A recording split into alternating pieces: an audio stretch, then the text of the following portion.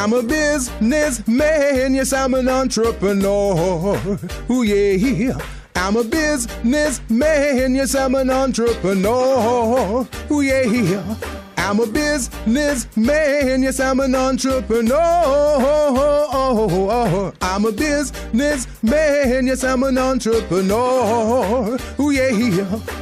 Crystal Mitchell, do you have my business plan? Just Good afternoon, everyone. Good afternoon. You're on the Business Zone with Crystal and Gilbert Buchanan, the small business paramedic. And today we're going to have a great show, as usual. And of course we are. And this month, Crystal, what do we have going on this month? Oh, wow.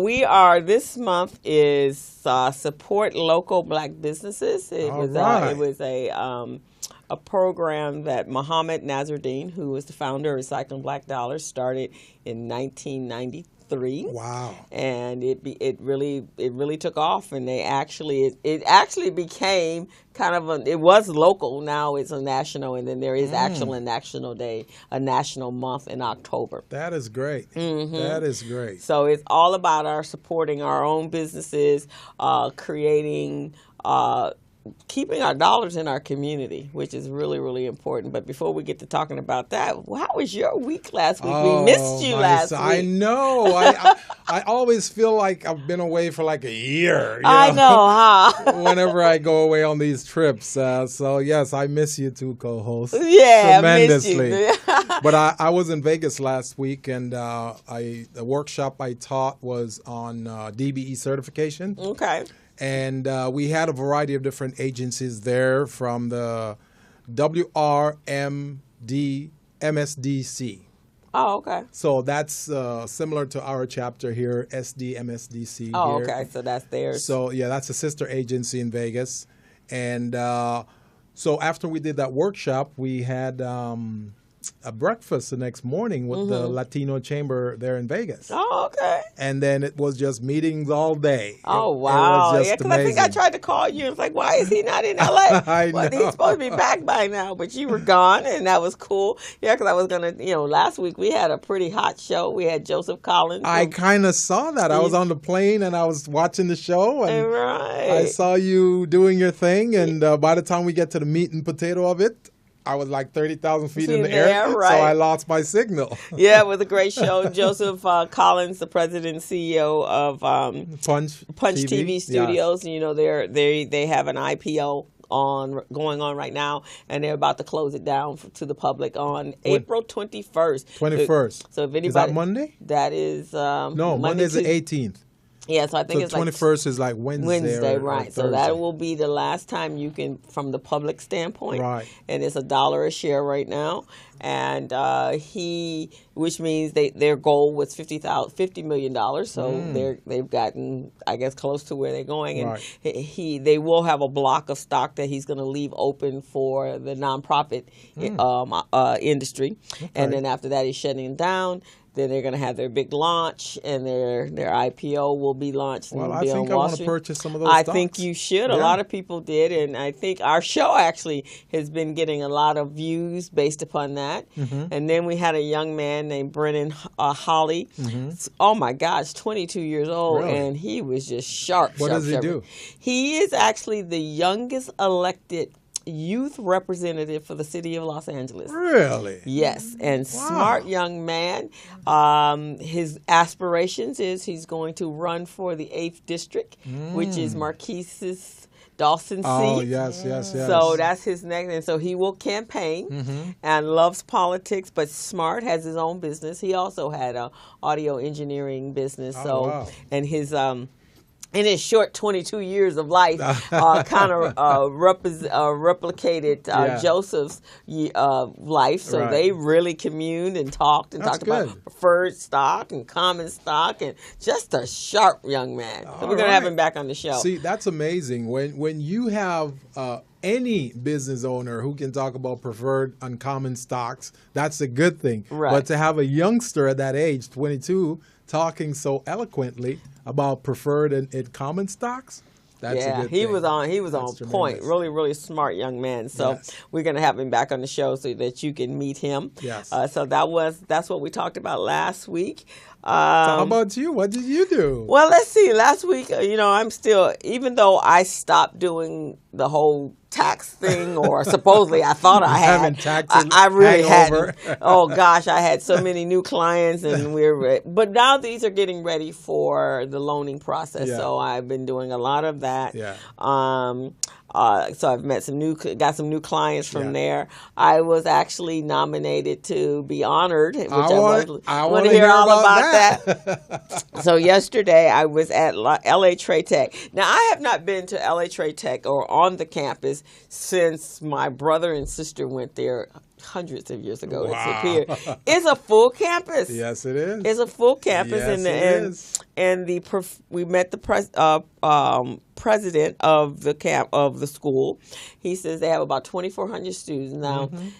53% of those are Latino, and only 16 Black, and majority of them are young men. So we really got to work on our kids, which is they're the only technology or vocational school. But I did find out some interesting things.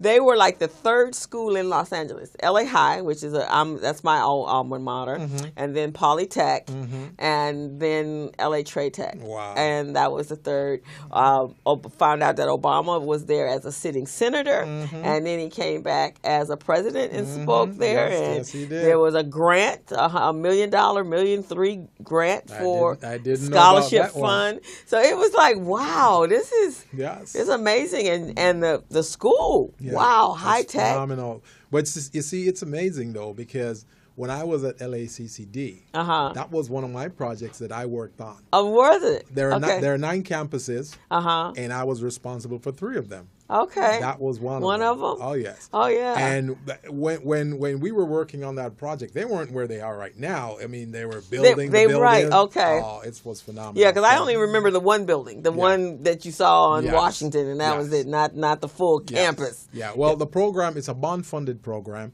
and it's about sustainability. So all of those buildings you see are sustainable. That's why they look so good. And wow, they do amazing. all of that. Yes. That was really cool. Yes. So I was honored at the Asia Philip Randolph.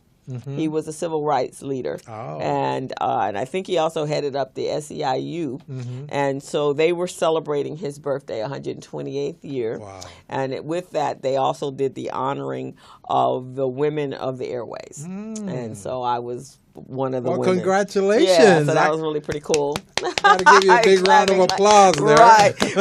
When Larita called me or she emailed me, I went, me? Really? And so then when I read it was Cameron Green and Nadia coming in and names. Dominique DePrima. I was like, whoa. Yeah. That's pretty. Chammy Mack. You are in good company. I was in good company, so it was a great program. They also had these gentlemen that did a little excerpt from a play called The 7 Porters of Stonebrook, and they were talking about the porters because they were, the union, and they were talking about the porters and how they were treated, and which was a pretty amazing story. But it was another 22-year-old young man that was part of the cast. Wow. And after it, I was talking to him, and he goes, I have learned, oh my God, this is stuff they've not taught me in school. And what went on and during that time frame. So that was pretty amazing. Well, I am very honored to be your co-host. Oh, and if you stay put, they may have put you on a show too. But you traveling all over the countryside. They may have me carrying your bag. That's right. No, they will have you on being honored as well. They just got to get you to stay put. I know. See, what I'm trying to do, I'm trying to get my Los Angeles coalition into Vegas. Okay, well, we like they that. They need us. Yes, they need us. Okay, well, you be the trailblazer and do that part. That's what I'm talking about. And then I'll hold down this part, this front. That's what I'm talking about. And so then by that time, we'll be ready to do a show in Vegas too. That's right. See, you they're building that new stadium for the Raiders, there, right? Mm-hmm. And from what I understand, the stadium is going to be built outside of the Mandalay Bay Hotel, right there. Oh, right there on that backside where it's open by the west airport. Side. Mm-hmm. Exactly. Mm-hmm. So I was questioning why there. But then I thought about it. It's right in the hub. Yeah. All the hotels are right there on the strip. Right. It's easier access for all the people, even though traffic is going to be really congested. Oh, it's already bad. Yeah. So those contractors that I'm training, I'm getting them ready to work on that project, Oh, to work okay. on building the stadium. Well, actually, when you think about it, there's really nothing on that other side because Right. the LA Hilton, Yeah. where the convention center is on that side, Yeah. I bought my girlfriend and I just bought a timeshare yeah. for the LA Hilton one, Yeah. for the Westgate. So we just saw the renditions for that. And there's nothing on that backside. They have just completely. It's all land. That's all land. And Yeah. by the time they get finished building the big, huge resorts, so that was the only spot Yeah. that was kind of open, Yeah. that backside Yeah. of by the Mandalay. That which is side cool. and the south. The south side, yeah. right. And then if you go up to the north, they've already built all the homes all the way up to the mountain. There ain't nothing left in Vegas. All the casinos, and because there's a lot of Native Americans there, right? So you've got the reservations and all of those things on the north side. On the north side. Unbelievable. Yeah, so it's going to be pretty interesting. For those of you who are just tuning in, you're on the Business Zone with Crystal And Gilbert. and we're here today to talk to you about supporting small business in the African American community. This is a month for that. And this show is a show where supplier diversity come together with small businesses and contract providers to provide opportunities for your business. So Crystal and I, we provide you resources so you can learn how to build your business, manage your business, run your business efficiently so you can tap into those opportunities. Exactly. So, and those of you that are on Facebook Live, hi Faith, hi Greg, hi Johnny. You can also see the show. It's streaming live at morrismedialive.com. But you can stay on Facebook Live as well. You're just going to see me, which is fine.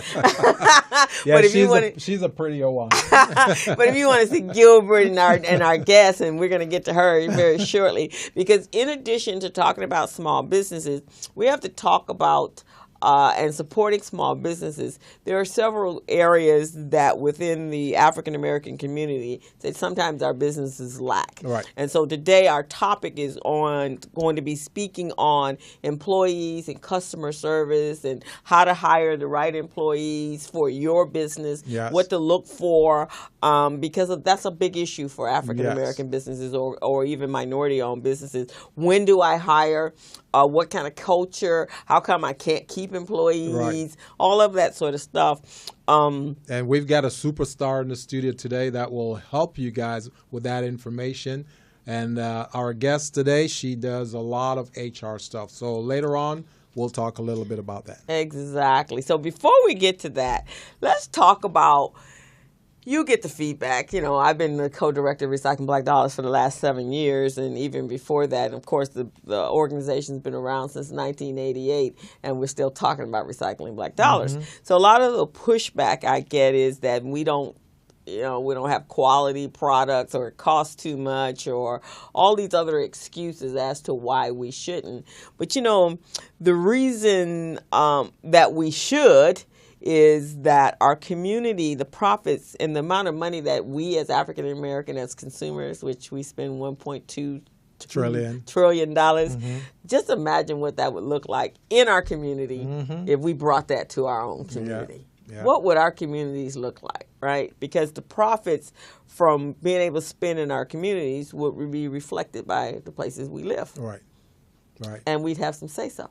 And you know what's amazing? In my class recently on Wednesday that I was teaching on cash flow management, I was sharing with the participants in the workshop that small businesses are really like they talk about the red-headed stepchild. This is worse than the red-headed stepchild. This is like the purple-headed stepchild. Okay? Because that's a new one. You see what I mean? Because nobody cares for us. Yeah. The banks won't lend us money. No. Contract providers don't want to give us money. Our customers don't want to support us because they're going, we don't know you. We don't know much about you. Don't care about you. Right, exactly. Our competitors think we're idiots and we're not competent. So we're at the bottom of the barrel. So we got to pull our resources together, support ourselves, and be persistent about being successful. Exactly. And it's so funny you said that. Two things happened this past week. RBD, we had our breakfast mixer, and Joe Razan, who is the new president and executive director for Vermont Slauson. He had just gotten back from Washington. Yeah. He had gone there with Maxine Waters, and he was like, wow. Wow. The stuff that the cuts, he said the cuts were going to be so deep that it was going to really majorly affect the urban communities, communities, and any urban community around the countryside, and why it was so important that we start working together and not in silos, because we're going to have to protect ourselves, and we're going to have to create the reasons why we have to support our own business. We're going to have to create our own base. We're going to have to create our own economic survival tools, and that's the only way we're going to do that is to work with other people. And then yesterday, when I was at the birthday celebration, this young man that I met, he actually has written a lot of the songs for the Gap Band, and he writes a lot of the jingles for the commercials. So he's done very well. He said he's been very blessed. He said, Crystal, he said, and I had made a comment of why we had the Business Zone, what was the purpose, is more about the information that we were able to give to provide for our businesses. And so he said, you know what? He says, I own 7 residences. He says, and they're not cheap residences. He says, I'm not bragging, it just is what it is. He says, I own some very expensive vehicles, cars. He said, but when I went to get a business loan, I was denied. That's what I'm talking about. He said, I own mansions, Crystal, mansions. I own 7 mansions. That's what I'm talking about. And he says, he had to go back to one of his companies, and this 19-year-old young white guy who was a veteran, he had to use him because he was white in order to get a business loan. That is unbelievable. That's ridiculous. Yeah. So it's not that he didn't have collateral, because he had 7 homes. Right. He says, I can go out tomorrow and buy a Bentley. Yeah. And they'll give me a loan for a Bentley, but they will not give me a business loan. We got to build our own resources and not depend on others. Yes. You see what I mean? Because if we don't do that, then we'll always be scrapping. We'll always be asking. We're not supposed to ask. Look at all the contract providers, all the big competitors out there. They're teaming up. We're the only ones who are not teaming up. Right, and so we have to. In fact, I just noticed when I drove by the stadium in Inglewood. Yes. That Turner and another guy, was it Toner, Holt, and somebody else? It's like 3 big contractors are all working together. Those guys are always teaming up on projects. Right. So they can dominate. So why aren't we teaming up as well so we can build our capacity, go after bigger share? Instead of going after $1 million contract, we can go after $5 or $10 million. Right, exactly. You see what I mean? And we're right now we're backed up against a corner. We're in a corner. We don't have a choice. So when I spoke with Joe Razan and Nolan Rollins this week, we're going to sit down and have that conversation. We need to create a think tank of those of us that have community-based organizations, especially RBD and Vermont Slauson and the Urban League and GLAC, and Crenshaw Chamber. Mike Jones is coming back for a short period of time, and so we're going to sit down and create a strategy. Sharon Evans is already working on the financial side of it, but we have to work on all the components and stop competing with each other and just do what we need to do. So we can go after big block grants from not governmental entities, not corporate, but for philanthropists that believe in what what we're doing. I mean, we got some very wealthy athletes that have businesses and believe in economics and development in our communities, and that's what we have to do. Speaking of that, maybe we can make a quick segue to the Miller Lite Tap competition to let people know about it. I was so disenchanted yesterday because I've been procrastinating all along, right? Exactly. So my deadline was today. So last night I said, okay, I'm going to get on there and I'm going to register for this, and Small Biz Pro is going to dominate this and we're going to win this $100,000. When I got on there, Crystal, it said you got to be 21 or between 21 and 35. Yeah, what kind of discrimination is that? And so when we first did when Muhammad first went to Miller light, and he didn't want them to give us money. He wanted to be able for us to do our own fishing and create our own businesses. So that was really how this relationship started with Muhammad, with Recycling Black Dollars and Miller Lite. Yeah. And so at that time they had a restriction, but then the restriction was based upon they had to submit their business plan. Yeah. And so they weren't being creative enough, or they didn't have the savvy or the business experience to write the business plans, to understand about balance sheets and profit and loss, all that sort of stuff. So then they lifted it. So I guess they've now put it back. So they're reaching out to the millennials. Which I think they're doing that. Yeah. They're targeting the millennials. Yeah. But I've always thought that if Miller Coors, and the reason why Muhammad went to them was because, they were saturating, and these were his words, you are saturating our communities with these 40 ounces. Mm-hmm. You need to give back to our community. Mm-hmm. So how many other companies or businesses profit off of our communities? They need to have these same kind of competitions. A tremendous amount. So we're going to have a conversation. We're going to have to talk to them. That's one of the conversations I want to have in the think tank. Don't hand us money. Exactly. Create a business plan competition. And this is a conversation starter for us. We can get together and we can strategize and approach many of these organizations. Right. And see how we can get them involved in this process. Exactly, and it can benefit everyone. In fact, I do the youth program, the youth entrepreneur program every summer. Yeah. So we're doing something unique this time, and it's the Nifty program, but we're partnering up. Our sponsor is going to be American Airlines. Oh. And we sat down with one of the representatives from American Airlines. Really? So we're going to create it like a Shark Tank. Well, similar to a Shark Tank. Yeah. The kids are going to have to solve a pain within the community. Yeah. Hey, Naja, how are you? In the airline industry, and then they're going to create the solution. Oh, I love that. Anything like that idea? I love that. So that's what's going to happen. So we'll have 20. We're going to have 26 kids. And they're working in pairs. Wow. And they will create a business that will solve a solution. We could do something similar to that for the adult businesses. Right, exactly. We just got to target a sponsor. A sponsor. And do it. All right. So they're going to do that. And we're really excited because generally we do a field trip. We go down to Junior Achievement, which is an excellent program on financial literacy. But Junior Achievement is actually going to have the Nifty program. So now we become competitors.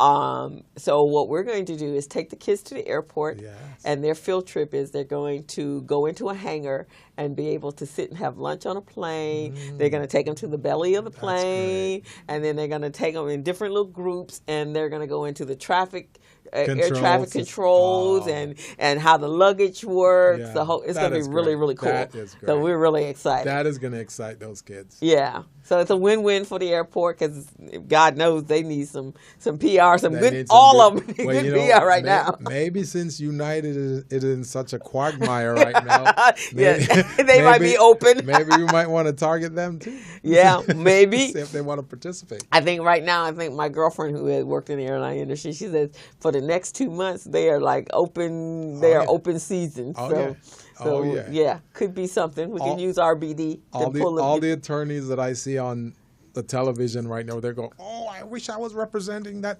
guy. Oh yeah, he gonna own. He gonna own. It's gonna be called Dom United Airlines. Oh yeah. The first time I saw it, I said, you know what? That should have been me. That should have been me. That's what my girlfriend said. I said, I don't mind losing 2 teeth. But you know what?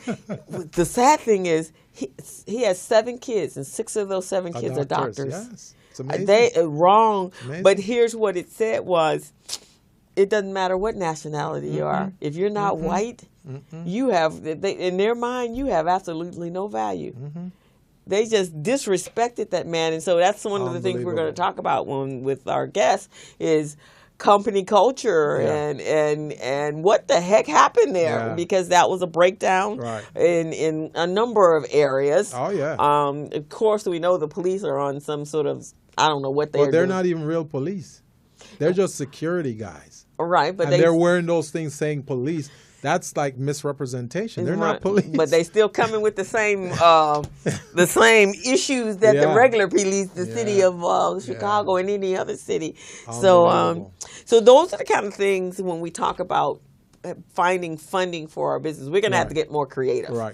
Because if the banks are not going to loan us money, then that means we got to try some other avenues, some other ways. And a lot of the universities for young entrepreneurs coming out of school, Harvard has a business plan competition. So a lot of the universities have competitions. So we need to see how we can create that same those same environments for our small businesses, creating competitions that $100,000, $25,000, $50,000 can go a long way for a small business. You know what I'm thinking also? We sit and we think of brainstorming to put together business ideas to solve a pain or a solution in the marketplace, right?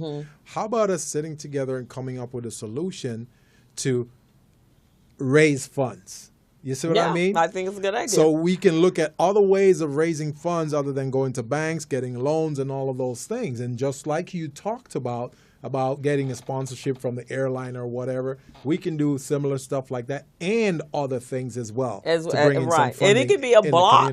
Let's say if you wanted to develop new construction type of businesses and help our small businesses, create solid business, successful businesses. What if all the major construction companies out there that are making just grand theft dough off all of the stadiums, all the building that's gone on around the city, what if they did a block of contribution until you got $100,000 pot?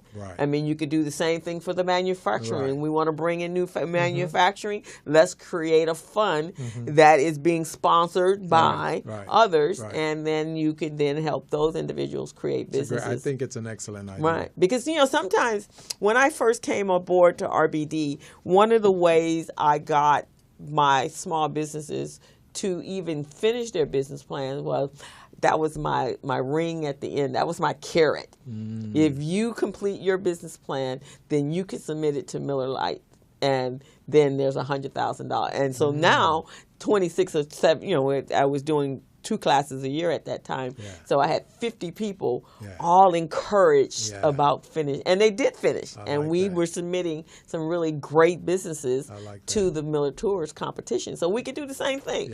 You kind of have to have an incentive for doing some things like that. We got to be. And it will help us achieve what we need to achieve in our communities. And we won't have to go begging to get a loan or a line of credit. You see what I mean? Right. Well, you don't even need them at that point, right? They'll come to you. That's what I'm talking about. They will come to us if we don't need them, if we don't have to come. That is so atrocious, Right. Unbelievable. So, yes, we're going to do that. And in the spirit of Small Business Month, we want to make sure that we encourage small businesses to become business ready. Yes.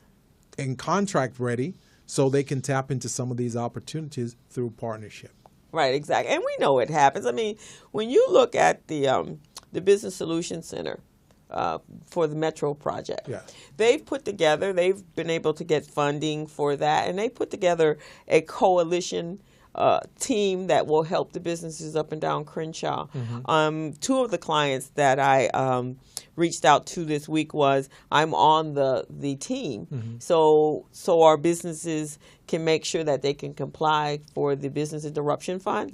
So they've solicited my services to help them get their books in place, so that they can then submit their P&Ls, and I'm going to be paid by them. That's good. So why can't we do that with everything? So there are prototypes out there that work already.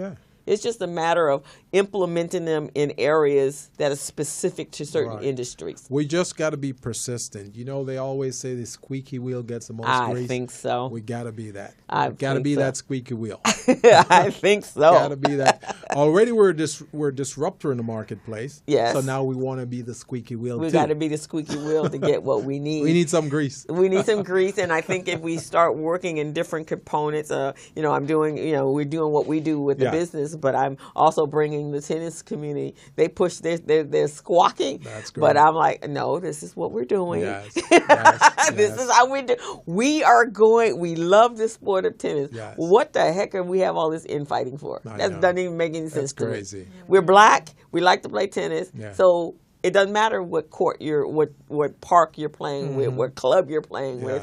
We have to do this so that our children see that we can work together as adults. Unbelievable. And so we're going to have to take different components of our community and make it work. Yep, We're just going to definitely smack gotta them into do that. place. That's what my mother used to say. Smack you into place until you're in line.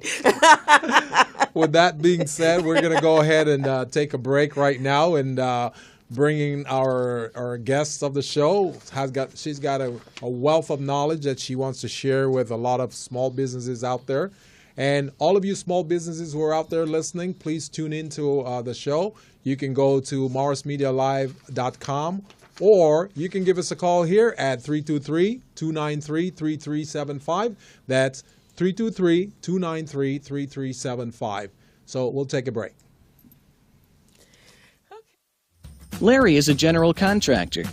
Larry is very good at his craft, but Larry has a very tough time managing his paperwork because he is busy taking care of his clients' needs. Larry just cannot find his important business documents when needed. Larry is also being passed over for bid opportunities from prime contractors because he is perceived as not ready. He doesn't know where his business license, certifications, insurance, and other key corporate documents are located most of the time. Lucy owns an auto body and collision repair shop and has been using a business management and procurement assistance program called Small Biz Pro to keep her business organized, business ready, contract ready, and bank loan ready. Small Biz Pro is a 3-in-1 cloud-based business management, procurement, and market research assistance system designed to help businesses become business ready, contract ready, and bank loan ready. It also provides back-office operation solutions for small businesses. Lucy is able to stay ahead of her competitors because she uses Small Biz Pro to manage her business daily. Lucy just clicks on Small Biz Pro from her tablet, mobile phone, laptop, or any internet-accessible device for data retrieval, and she's got it. Lucy introduces Larry to Small Biz Pro, and now Larry is more organized and can now find all of his documents and new bid opportunities in seconds. Larry now saves $120 in labor costs for each missing or misplaced document. Just simply go to your web browser and log into smallbizpro.net and register today for a limited 30-day free trial offer. Services start as low as $1 per day. Let's put the competition out of business. Small Biz Pro. If you stay ready, you don't need to get ready. Register now at smallbizpro.net and begin saving money.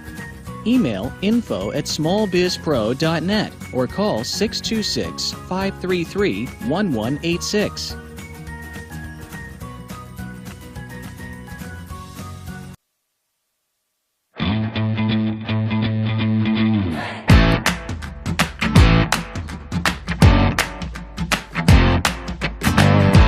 When you hold true to something, there's a real passion. Most entrepreneurs are out to solve a problem or a need that they found in the market. They're normally not out there just to make money. That usually is not it. They're out there because they feel that they can do it better or it hasn't been done, and they need to hold true to this desire to make change.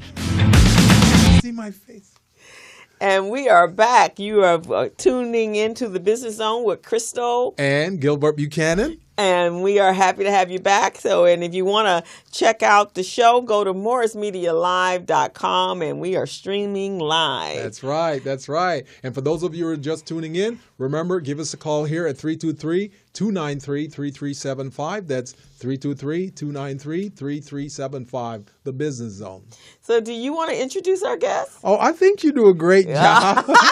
I love it when you do your introductions. I just stay over here and get excited. All right. Well, we are very, very excited to have another one of your partners. That's right. On the show today. That's right. So Gilbert is surrounded by beautiful, smart women. That's what I'm talking about. To help him do what he does. See, I'm smart. So that's a smart strategy. Yeah. So one of his partners that he does, the other half of what he does is with Miss Barbara Sullivan. She is the president, CEO of Sullivan International, and it is a human resource consulting company. Okay. And I went on your website and pulled off about you. Oh, okay. So that's what I will be reading. I'm a very resourceful person Yes, when I don't you get are. what I need. So Barbara has been retained by a variety of customers in the public, private, and not-for-profit environments. Her clients include organizations such as the County of Los Angeles, Southern California Edison, Herbalife, the City of Long Beach, Los Angeles Metropolitan Transportation Authority, and the Federal Department of Treasury, to name a few. Ms. Sullivan successfully staffed and managed one of the first totally outsourced corporation training functions for a 13,000 employee corporation. Her expertise in implementing change management initiatives and designing employee leadership programs is often sought by major organizations. She also, has participated in the Los Angeles Olympic Games, where she served as an assistant vice president of human resource. Ms. Sullivan skillfully placed over 70,000 volunteers and paid staff into the various venues and key posts for the games. This task involved staff recruitment, placement, and training while directing a staff of 250 volunteers and paid human resource employees. She has, over the last 12 years, have coordinated and taught in human resource certification programs at Cal State University, Long Beach, and currently she serves as the director of on the board of the Long Beach Chamber of Commerce and the Long Beach Transit. She is the past director of the Downtown Long Beach Associates and member of Long Beach, and it got cut off, so you'll have to tell me what the rest of that is. No problem. Well, Barbara is also celebrating 30 years of excellence in supply diversity, so we want to give her props. Barbara is known as the go-to person in Los Angeles when it comes to human resources, when it comes to supply diversity, anything HR, anything contract compliance.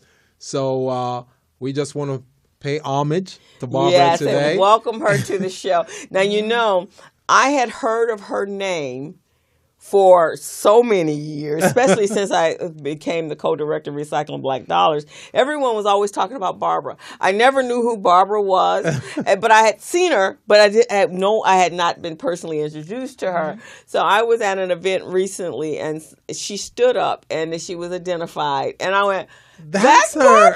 I've been seeing her all the time. So it is an honor.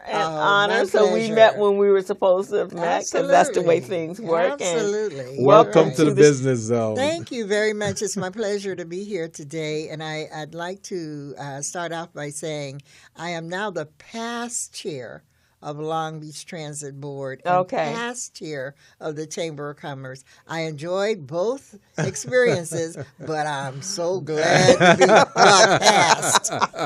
That is a pass, and it was an experience. I just passed in December for the Long Beach Transit Board, and I really enjoyed that board. Okay, well, we are so happy to have you. Have an extensive resume here, and I know there's so much more to you than what's on this piece of paper here. But wow, impressive. Thank you. Because the human resources is a major part of all corporations. For sure. Yeah, and people don't recognize how. Just like the finance department, how important the HR department is to all corporations. Yeah, it's really quite amazing because I sort of got into supplier diversity that way. Okay. Back in the day, the corporations were having these vendor fairs, and you go to the vendor fair, there's Southern California Edison, there are all these huge companies in here, all the little black folks coming in there with their hair care products. Right, exactly. And, after a while, I looked and I said, this isn't working. And I went to Southern California Edison and I said, listen, most of these people cannot do business with you.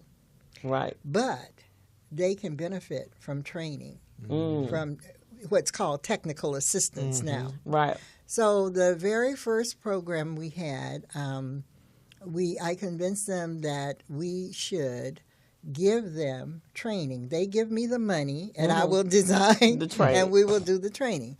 So at that time, they said, okay, and I had learned the term demonstration project. So I said, let's have a demonstration project. You select however many of your vendors that are in your database, and then we will train them. So I partnered up with 2 other firms, and those firms, one was an IT firm. Okay. And the other one was a firm that did training the same thing that I did. Okay. So we put together the first, I believe, technical assistance program. Oh, wow. Okay. And guess what the topic was? What? Human resources. Yeah. Because I said, people know how to do what they know how to do. Exactly. They know how to really get the legal help they might need. They may get the accounting help that they may need. But what they don't know usually is how to manage and hire and what to do with the people that they have that come on board. So that was our first program, was human resources. And then we just expanded into, okay, you always ask, what else would you like to learn? Right, exactly. And so the internet was hot. And so we had an internet class, and we had a class on marketing and one on accounting. So that was the beginning of the technical assistance programs. Wow. And that's what we need to have now because, I'm in accounting, and I've done bookkeeping and accounting and controller and all that sort of stuff, which is a complementary to HR and payroll. That's all goes hand in hand, right? And so when I'm meeting with my clients, we always get to that place, and when can I hire people? And or they've gone through so many people, which by the time I get to there to do their books, because I'm more of a troubleshooter now, it's a mess, and it's because they've been hiring the wrong people, and they have to let them go. And I always say it's not about the people. Do you even know what you're hiring and why you're hiring them and what they're supposed to do in your company? Yeah. How about that? So is that an issue? Yes, it is an issue. We go into business because we like to do what we do. Right, exactly. You don't go into business thinking, oh, God, I'm going to have 10 people, I got to pay, and I got to manage every day, and oh, my God. So that's not, and we're in the United States of California. Right, So we got 1,001 compliance issues. Right, exactly. And there are different levels when you have 5 employees, 15 employees, 50 employees. You don't have time to know all of this. That's true. You just don't. And if you hired an HR person, do you know what they're supposed to be doing? And how do you manage them? Exactly. Right, exactly. Right. So it's a real big part of the business that if we don't get it right, it can be the challenge that can be the downfall. Yeah, exactly. One employee who is litigious and come in, and you just got your big contract, and they're looking at you. Yeah, right. Suit time. I'm gonna get a piece of that. Right, exactly. Unbelievable. I have a girlfriend, my best friend. She actually HR for the last 25 years, and so she had actually worked for Continental for most of that 25 years. She was an HR director, and so when they merged with United, and then they moved they closed down the kitchen. She actually managed the food division of it. And so when they closed down the kitchen and they were moving them to Houston and all over the country, and she couldn't leave because her family's here. So she had to come out into the other world, because Continental had an amazing company culture and HR, and she was constantly trained, and it was brilliant, and she loved her job, right? Then she came out into the other world where they could care less about compliance. They don't even know, they don't have operation manuals. They just run by the seat of their pants. So she's with a company right now that the boss just came to her one day and said, okay, we're closing. She goes, whoa, wait, you got over 50 employees. What are you talking about? And he's like, well, I can't just close. She goes, no. He didn't know that? He didn't care to know that. No, it wasn't in his job description. and he's more concerned about him. He's more concerned that this is the time for him to close. And so she's a consultant, so she works part-time there. So she's telling him what he needs to do. Yeah. And so he's like, well, we're pulling it all together. So she goes, okay, well, we need to be telling the employees something, because it's a very specialized type of company. And so a lot of those employees are specialized. Yeah. So they can't just go out and get a job. Exactly. And a lot of them are of they're Latino ethnicity. There are probably going to be some challenges, major challenges there. And so he doesn't even want to hear it. Wow. So she just got herself a new job. She just gave him her 10-day notice. She goes, I'm out of here, because I know what this is going to look like. He's going to be in trouble. He's going to be in big trouble. Right. Be in trouble. But, these smaller companies, or even big, and this company is pretty wealthy, but still operating in a small, as far as how many employees they have. They've been bigger. But it's a big issue. That is crazy. It's a big issue. And getting them to comply, sometimes it's sometimes very challenging, because they don't think anybody else should tell them to do anything with their company. It's my business. I can do what I want to do, which is, as I said, in the United States of California. And that's exactly what she calls it. The rest of the world follows California. That's true. We make the laws. That is right. true. And that's what she says. She calls it the United States of California. So, and since we're on that topic, so I was talking to her about the United Airlines a PR nightmare that just took place this week. And so she was saying that Nunes came out the way he did because United has had a problem with their employee culture. And they have not stood by their employees and just the way the company worked. So she said this was his attempt of standing by the employees. Well, we see what happened. How did that work for him? Right, exactly. No, and the culture of a company is so important. Yes. And it comes from the top. Yes. And it, to me, people say, well, it comes from the CEO. No, it comes from the board of directors. It comes from the board of directors. And who's leading the company. And if you don't have it in a way where it can come down to the employees, which is usually through some onboarding process. Now, right. I tell my small companies this also. Onboarding is as important as recruiting. Yes. Because you recruit whether someone refers a person or not. Right. And how they start will be how they will finish. Exactly. So if you don't have a process for that, and they don't know what your values are and what your goals are and what your standards are, then they're going to be them. Yeah. They're going to do them. They're going to do them. You don't want them to do them. No. You are paying them to do you. Exactly. Right, exactly. Because them doing them can be very costly to you. Yes, very, very, very costly. Yeah. And people don't realize it is a lot. There are so many ways that people can sue you now. Yeah. For so many things. For many things, yeah. And the smaller you are, the more rules you need to have. Exactly. Yeah. And you have you can't afford. You can't afford it. And then you think, wow, when he got up there to start speaking, one, we know United has a PR division. Yeah. So he should have been listening to them because look how more costly this is going to be. From a corporation standpoint, I mean, your reputation is now in the toilet. Yeah. You may have stood up for your employees, but what about the overall vision and branding of the company? But here's another part that I don't think they were thinking about. United occupies 20% of the market share in China. When China first heard about this, when they first heard about this, they're thinking it's a racial thing.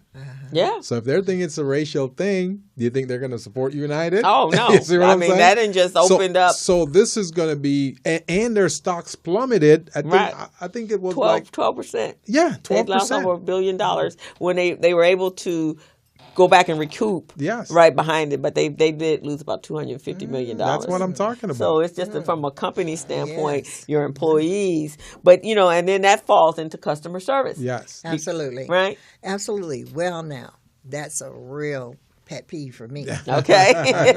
And probably everybody now who has to deal with the public. It's like, what happened to customer service? Well, it died. Yeah. But the first thing I always stress is internal customer service.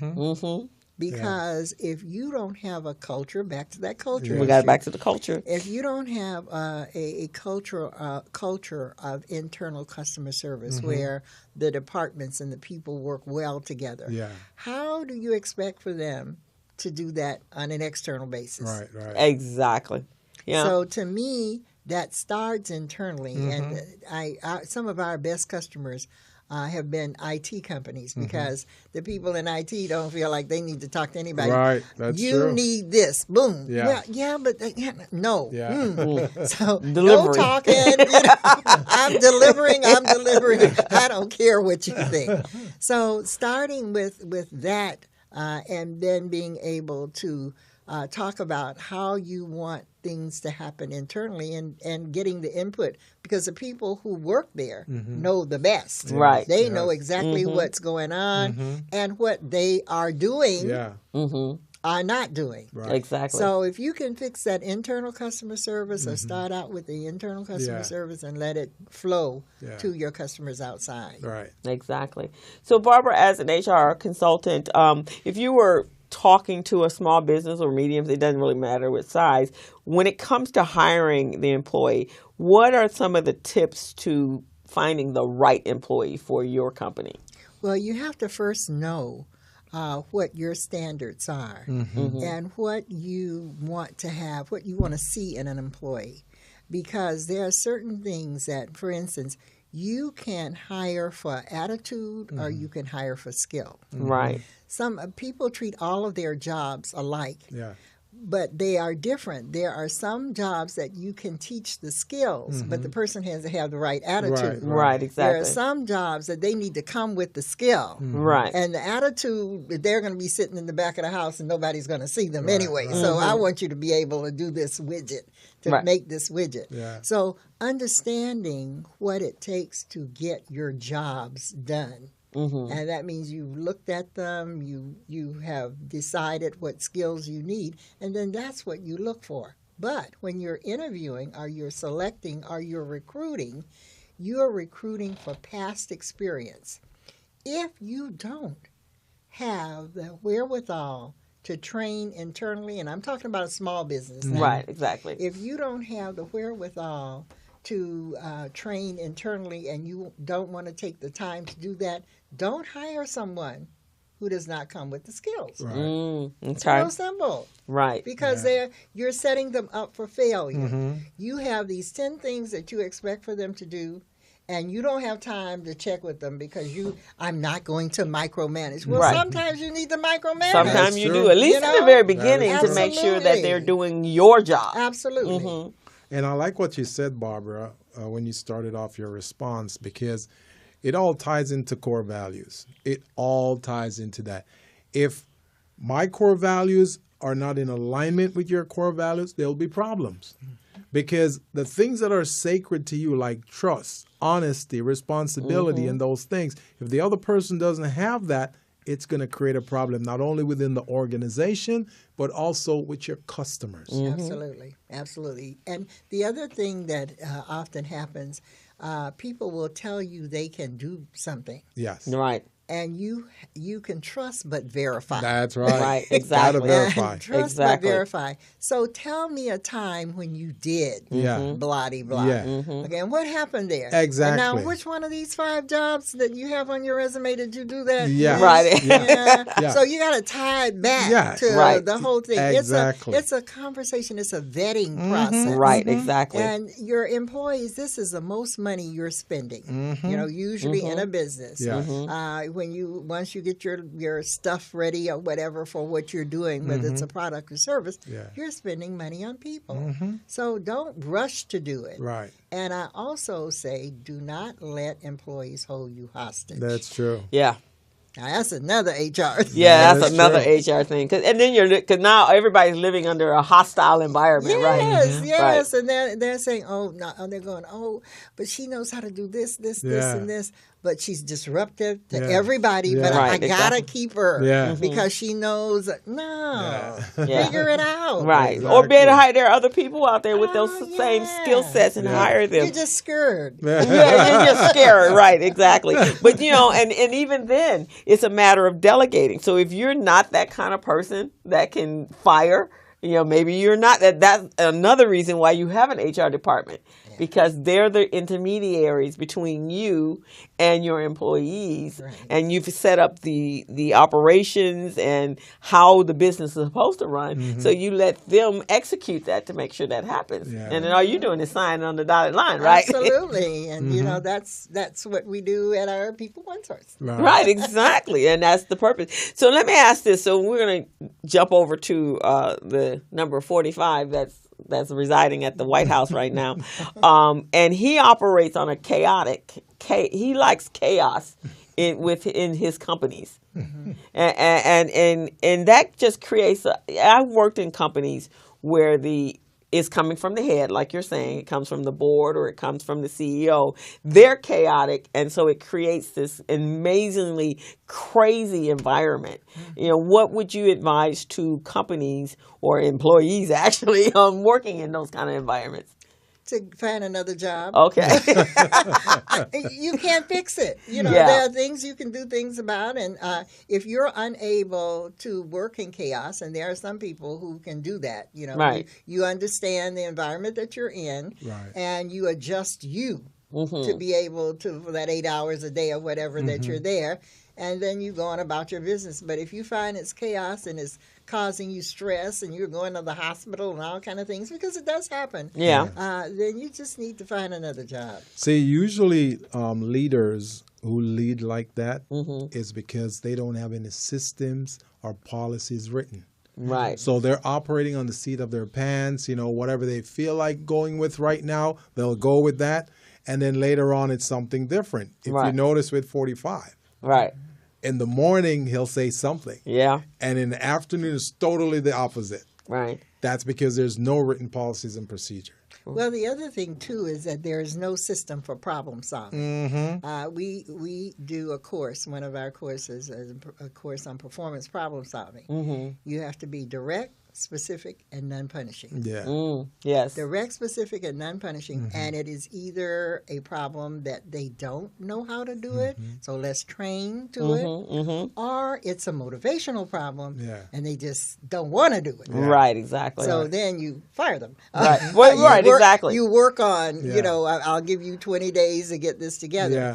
But if you got some internal process for how you problem solve, then you are ahead of the game, and you put that throughout your culture, that everybody knows I'm going to be direct, specific, and non-punishing with you. That's excellent. That's excellent. Because even now, so those leaders, training is necessary for them as well, because obviously they're not sure where they're going. I know that's number 45's issue, but I think he also likes the chaos, because when he feels if he can come in and save the day, when he's chastising them or whatever, like he did with Bannon and what, you guys just figure it out. But at the same time, the productivity in the company would be at an all-time low. For sure. So it's counteractive to you as a business. To maintain that. Your productivity in your company is low. When morale is low, productivity is low. Everybody can't wait to get out the door. Right, exactly. And they're just looking at their time and doing probably not as much as they should be doing. Right, exactly. Yeah, and I think that's an issue with a lot of it. And that happens with a lot of our small businesses. And then if we jump over to specifically to African American business owners, that's a big issue because you go in places and the customer service just sucks. I mean, because they're not been trained, right? And so therefore they're coming in and they're desperate. And I think today, and you can correct me if I'm wrong, it really you get what you pay for, right? Well, yes, and there's a way the environment, too, means a lot. Right. So you can bring people in that maybe you don't pay as much as the XYZ company. Right. But your environment is so supportive. Yes. And that they will get the opportunity to move up. You can do some other things other than money. But it's got to be something that looks beneficial and feels beneficial to the person that's coming in. Yeah. So other incentives. Yeah, because I know you can pay a lot, but if you don't have the right training, onboarding, like I said earlier, if you don't onboard them, they're not going to stay. Yeah, right. Yeah, well, my last job, that was before I stepped out into the entrepreneurial world and never went back to corporate world again, which was almost 30 years ago. Wow. But there was a company that I was with. I was in the financial planning industry. I probably stayed there 5 years longer than I should have, mainly because the company culture was phenomenal.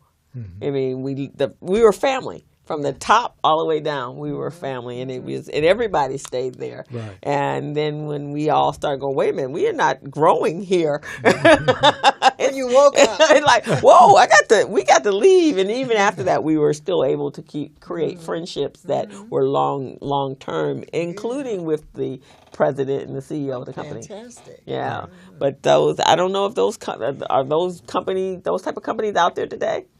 Very few and far between, because the turnover at the top of a lot of companies changed so rapidly that the culture doesn't, there used to be where someone was president for, 20 years of companies, and so the culture was there. You think about GE and GE's culture for years and years and years. Everybody loved Johnson & Johnson, companies like that. But now you have a lack of that density, and the culture is just kind of fragmented. Right, exactly. I think with the tech industry, because you don't even recommend folks stay in business in your company more than 2 to 3 years, and for them to even increase their salary. And they're getting huge jumps. So a lot of times the 2 years is about as long as you're going to get them to stay in your company. Yeah, and just think about the millennials anyway. I mean, they don't have the same kind of commitment necessarily to a company, because they've seen what companies can do. Companies, they'll say, well, my mom got laid off and she was there 14 years. That longevity isn't necessarily the thing. Right. It is, find something that I like to do, which I really enjoy.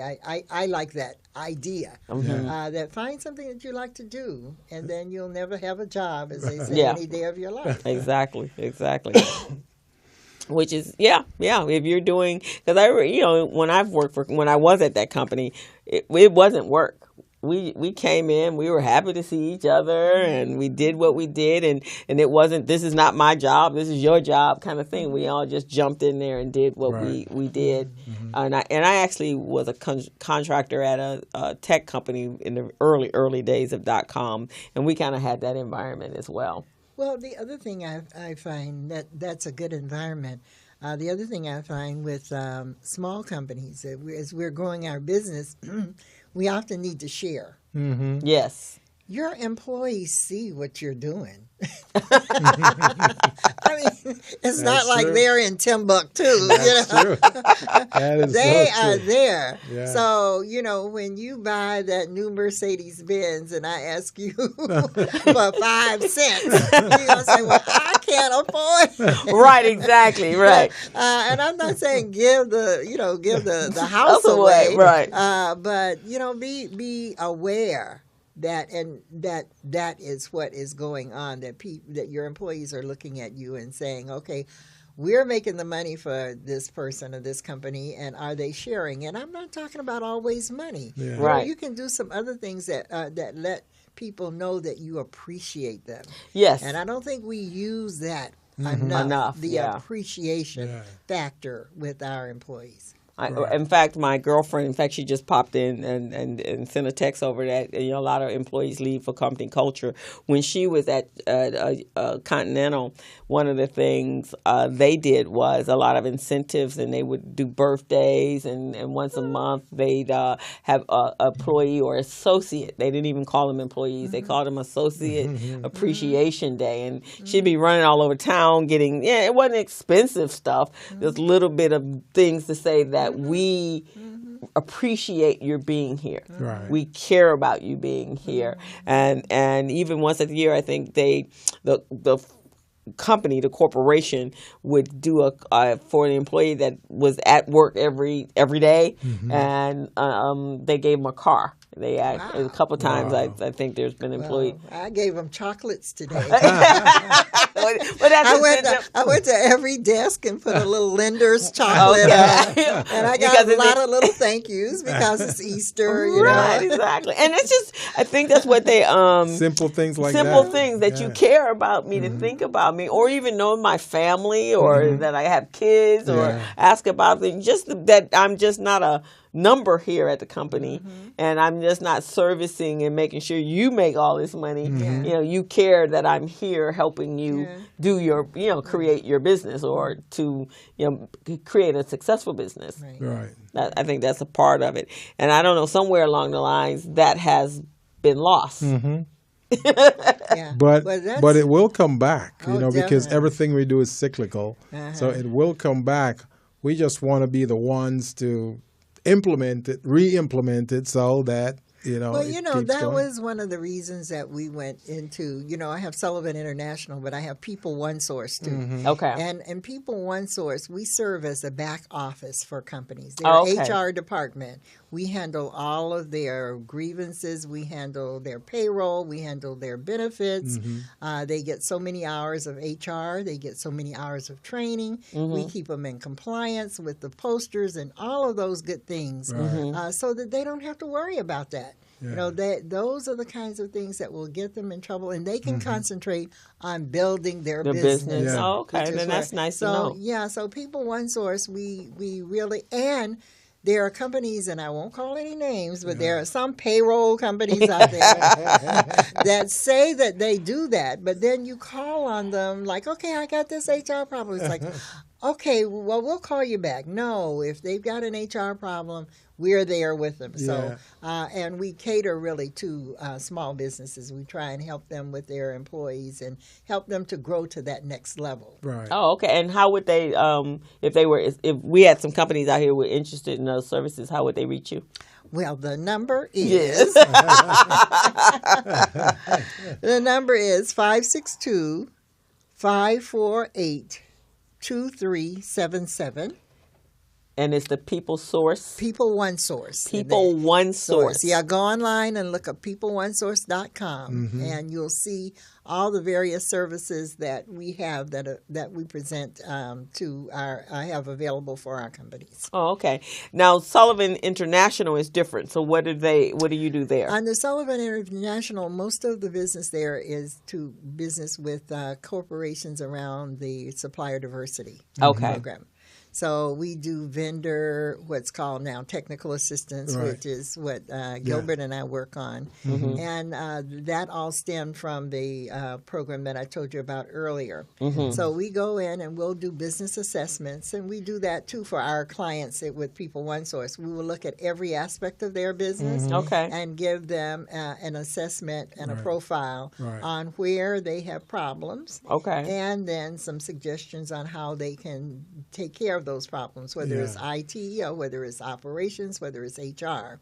So we do the business assessments. We do large training usually with corporations around their leadership or supplier diversity or any diversity type operations training. So it's HR and training, but in Sullivan we do it primarily with either vendors or the corporations. Oh, okay.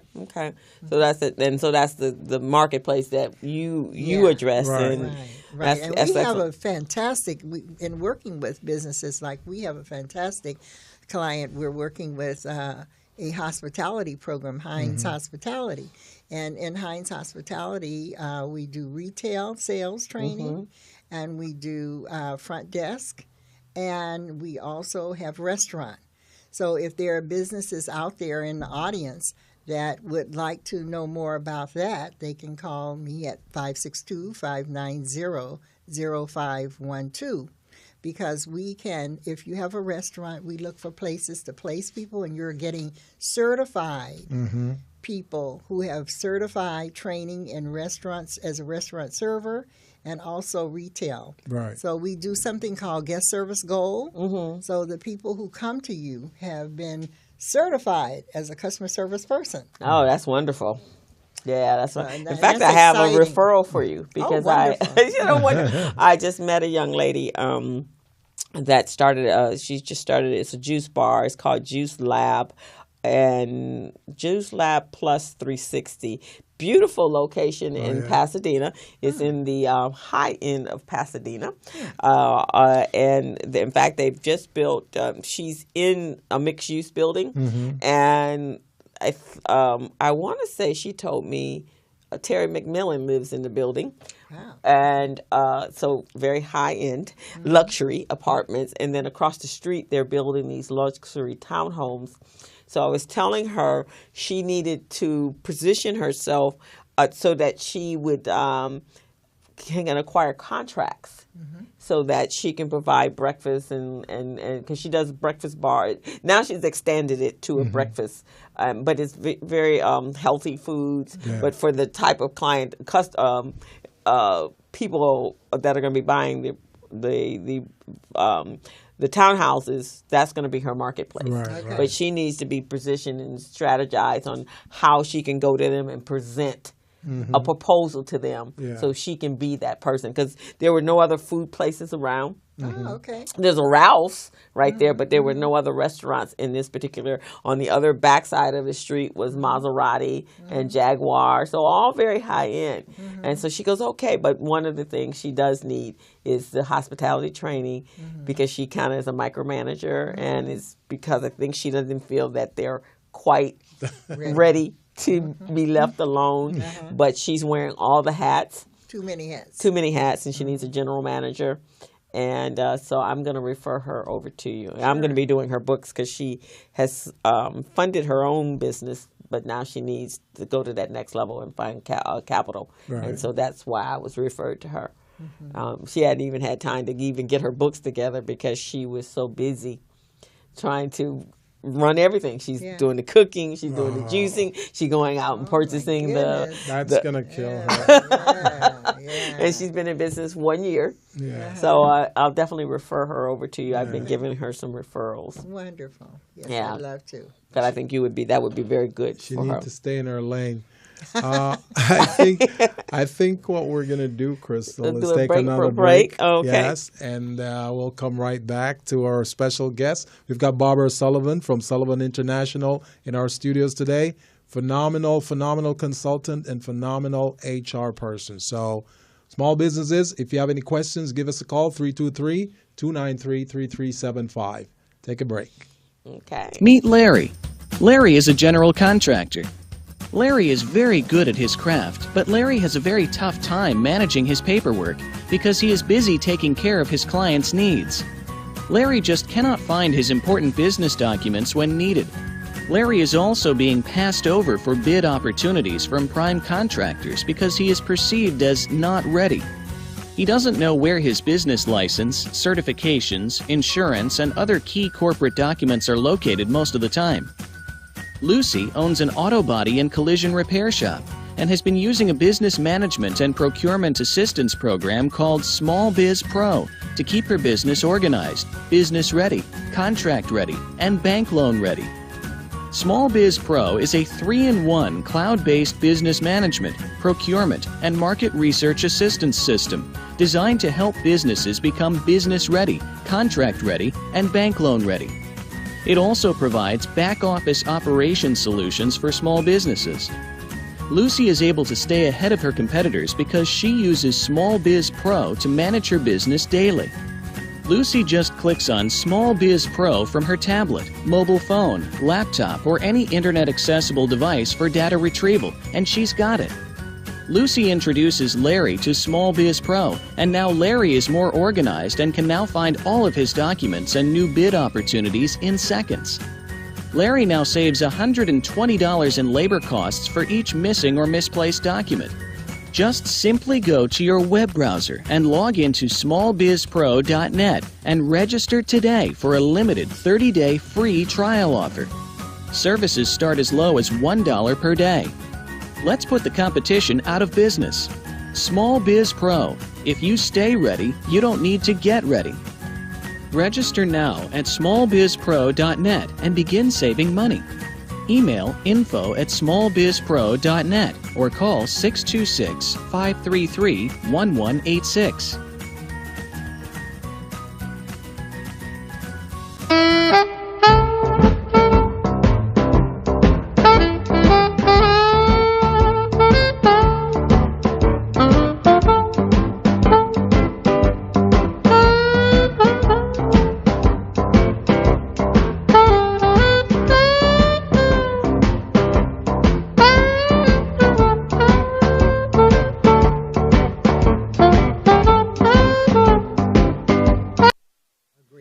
So we're back on the Business Zone. We're here with Crystal and Gilbert Buchanan, the small business paramedic. And we've got a very, very special guest in our studios today. We got Barbara Sullivan from Sullivan International and People One Source. And Barbara was just telling us a little, some strategies and some tips on how small businesses can better manage their business with regard to HR. Now, Barbara, I wanted to ask you a quick question. So for many small businesses who don't know if they need to have HR services, an HR department, or an HR consultant, what are 3 things that you would recommend to these guys in order to let them know that they're ready to take on HR? Well, if they've got more than one person, that's the first step. That's the first step. I'm telling you, they need to have certain things in place. Yes. And I'm talking about basics like personnel policies and procedures. Mm-hmm. You have to start that at the beginning of your business. Yes. When you have your business, it's as important as putting your accounting system in or any of the other things that you're putting in. If you intend to have employees, start it with employees. Now, if you're already and you haven't done it, stop and do it. Yeah. Because that is a basis by which you make the decisions and that your employees will know what they're supposed to do. Exactly. According to your standards. So I think if you really look at number one, making sure that you're documenting whatever it is that you're having as a personnel policy and procedure employee manual. Right. These are our guidelines. This is what we stand by. I think it's important also to have job descriptions.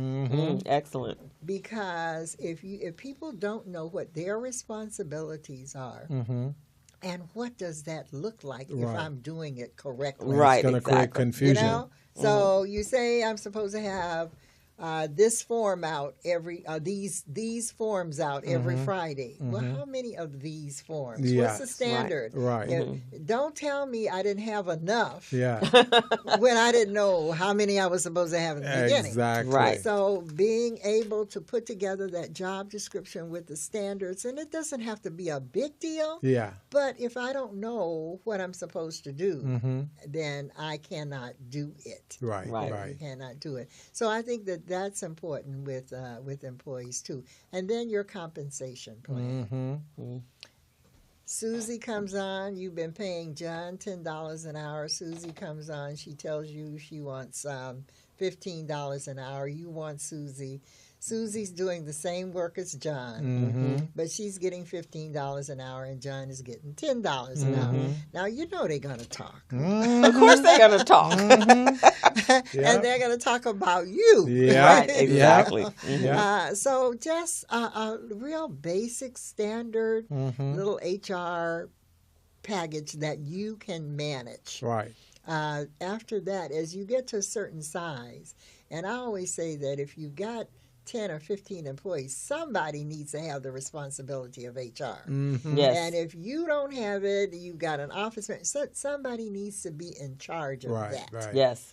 And so that becomes an important factor in your company for where because you're going to have grievances, you're going to have unemployment claims, and when those kind of forms come to you, somebody's got to fill them out. Right. So I think it's important to look at different levels, and if you're at 25 employees, you need to have definitely an HR person. When you get to 50 employees, then that's when you start hitting things like the Affordable Health Care Right, Act exactly. and all those things that you have to be in compliance with. And more potential and exposure to lawsuits, and people want to sue you. Right. Now, how is the employee policy and procedure document different than the employee handbook?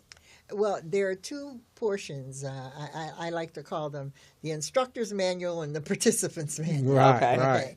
So I'm the instructor. I know that here are the things I need to do for you to have your 10 days of vacation time. Right, exactly. Okay. So I have the employee handbook, but accompanying the employee handbook are the policies and procedures for how you do that.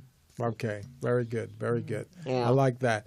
I'm working with a lot of small businesses right now. Some of them are mom and pop, and the definition of mom and pop is any company that it's been run by a family, and they have up to 10 employees. They call those mom and pop. So we have quite a few of those. But many of them, they don't understand HR, they don't understand policies, procedures, standard operating procedure. They have nothing like that, and they think they're doing fine. So one of my clients recently got in a little trouble. So the client, I think she terminated an employee because the employee wasn't being productive. So the employee went to her attorney and said, "Hey, they terminated me." So then her and her attorney built up this case, saying that, well, she was pregnant and the employer knew she was pregnant and terminated her, and it was awful. Yes. It was awful. So now they got to prove that they didn't know that the person was pregnant, which... Wow. That's going to be interesting. Wow. So, so those are some of the things that small businesses face because they figure they don't need employee handbooks, they don't need policies and procedures. So I would just like for you to explain to them why they need from the offset to have something like that, some kind of system. Because you cannot remember and keep in your head, number one, all the things that you did or did not do as it relates to employees. If you've got a policy and procedure manual, policy number 949 says. Yeah, exactly. Right, exactly. And it's there. But more importantly, I think you have to be aware of your employees. When you're about to do something, whether it is reprimanding terminating or particularly any action like that. You can't just assume that you can run off and do it. Right. If you have no documentation, then you can be in big trouble. Right. Be it with the unemployment department, any of the laws that are there. Oh, I didn't know she was 40. Oh, there's a law that says that you're protecting. You're protecting. Yeah, you're people protecting after 40. them. Yes. You know, there are all these little laws that are gotchas. I think that there should be a checklist so you get ready to terminate someone. Exactly. Yeah. Okay, are they under 40? Yeah. Are they, Right, exactly. Are they a woman of, are they, all of these things. And that doesn't say that you cannot do it. Right. It just says that you need to document and make sure, which is good practice anyway. Anyway, if one day you wake up and you decide you're going to fire Susie because she has red hair. Yes. Is there anything in the book that says I can't have red hair? Which you can definitely do because you're in the state of California and it's an at-will state. Absolutely. Right, exactly. Absolutely. And an at-will state. However, that still does not mean that you Exactly. cannot get sued. Exactly. That you can't get sued. 'Cause she may be 40 with red hair. Exactly. And her name may be something. Right, exactly. Exactly. So there are all these things that you have to think about Yes. before you take action. Yes. Right. No matter how angry you may Right. want to be. And I always tell employers, don't fire unless it's something really, really gross. Don't fire right away. Right. Yeah. Put them on administrative leave. Exactly. Right. So you If can you- think, so you can work through the process, Right. to see. And in today's climate with, the transgender, all of the different issues that are going on, especially here in California, and since we are the United of States of California, right, the United States of California, because my sister she has this little side gig that she does, and she for Instacart, and there's a couple of employees, because these are gig kind of positions, and they're transgender. And they go through these issues, and so she comes home and she tells me, and she goes, "Oh yeah, don't call him he, don't call him she, don't call," like, whoa. And then my question was, because I'm more from my HR, why was there a conversation? I said, first of all, did the transformation take place while they were employed there, or did it take place before they got there? And then if it did take place before they got there, why is it even a conversation? Yeah. That I was of this beforehand and now I'm of this. Yeah. Now call me this. Yeah. Why are we even having any? And to me, it should be some sort of whatever you need to do from a legality standpoint. Though those kind of conversations create legal issues. Right. Right. Because why would I come in and say, "Hey, I was a man and now I'm a woman and I need you to call me this"? But if you look like a man to me now, why would I even need to know that?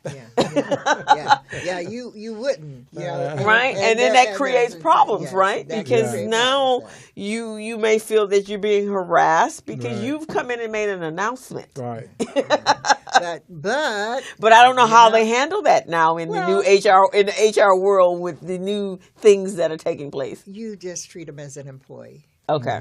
It's an employee. It's a person. They come in. I don't care who you were, who you say. Your conversation to me about that, that's your conversation. Okay, can you fill out this form number 950? Right. This is your job. This is your job. This is what you get paid. Here's your supervisor. And all those other external conversations. Any questions? We're going to play the onboarding tape.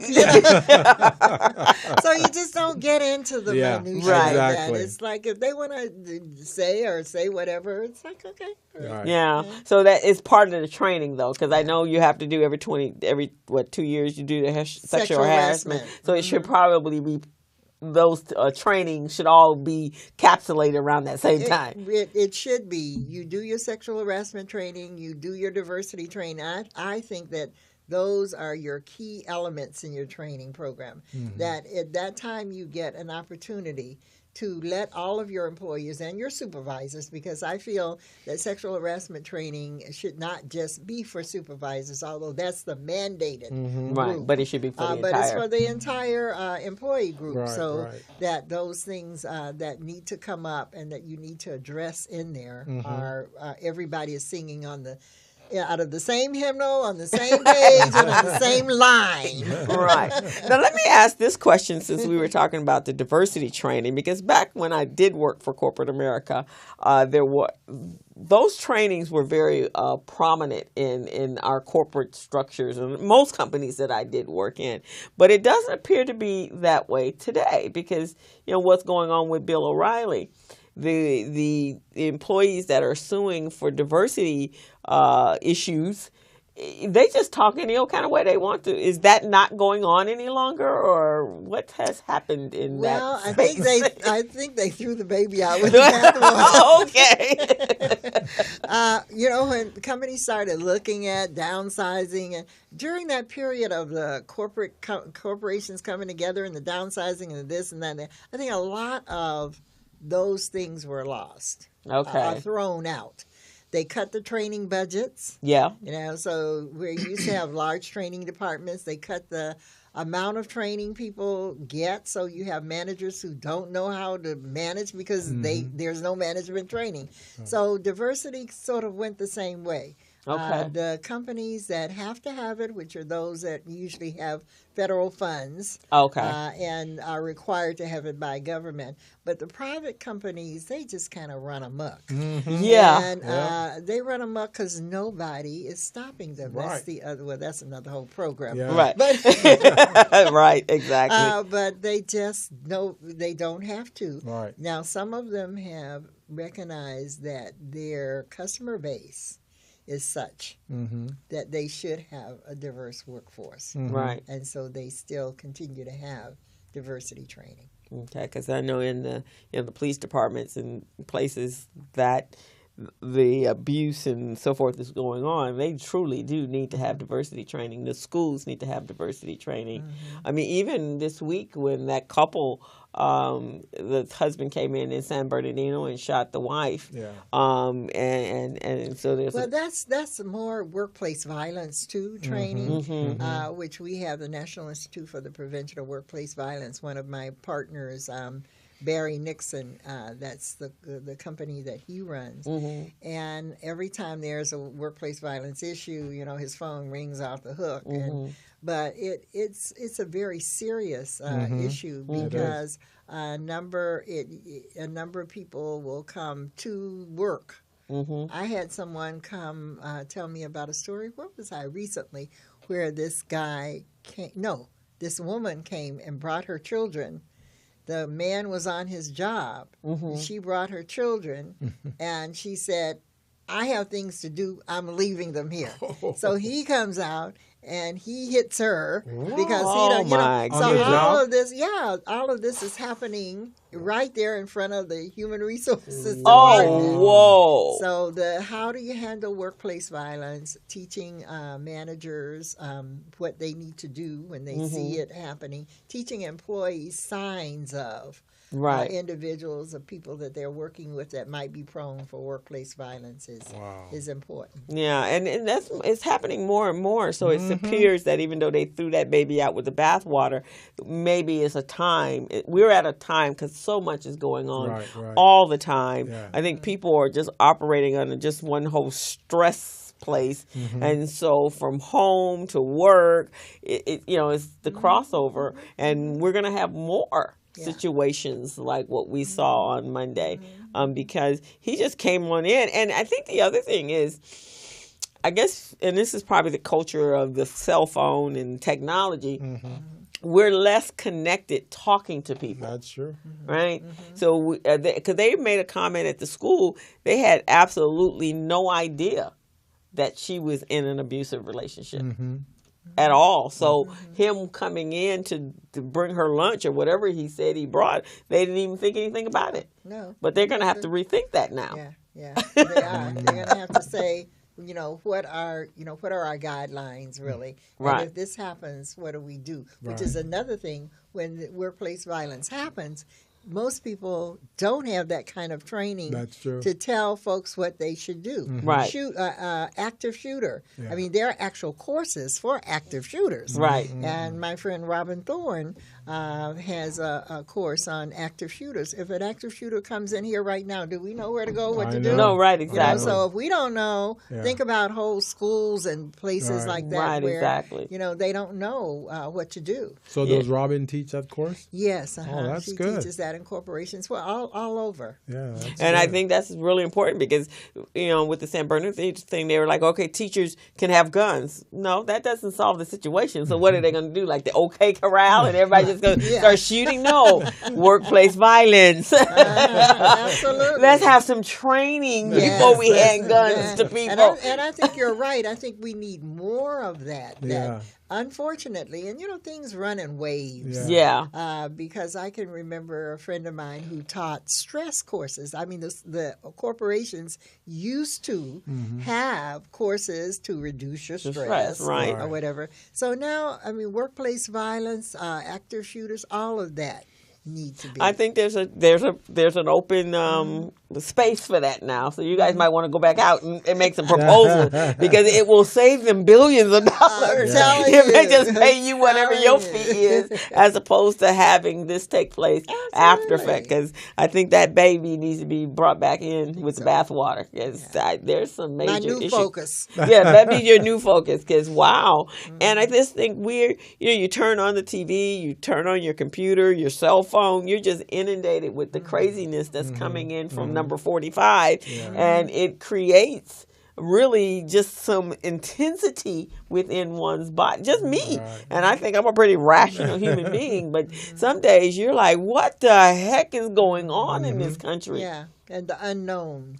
Unknown. It's like you were saying, Joe Razan came back and talked about the various cuts in budget. And you can just imagine what everybody, nonprofits, for-profits, everybody is waiting for the shoe to fall. Right, exactly. And you don't know what to do with your programs. Do you have an active training program in your company? Do you hire some more people? Do you lay off some more people? Are we going to have a war? Are we going to, so you have all of this uncertainty in our environment. And I know people are feeling very anxious. Yeah, and it manifests itself in certain ways. Some people are like, okay, I'm just going to wait and see, and I'm going to dig my head in the sand, and hopefully this passes. But I don't think we're in that kind of place right now. I think it's better. For me, I'm more of a proactive person. I need to know what I need to do in the event of.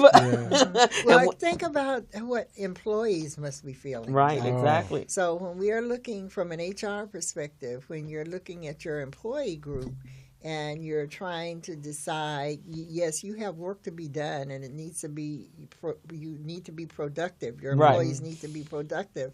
But there's another thing that's going on out there that can affect your business. Right, exactly. So I think as prudent leaders and managers and CEOs or whatever of our companies, we can't keep our heads buried in the sand thinking about how much money we're going to make, although you got to make money. Right. But that we have work groups. Right, exactly. And I think that's going to be important because especially here in California with the number of Hispanic or Latino employees that we have.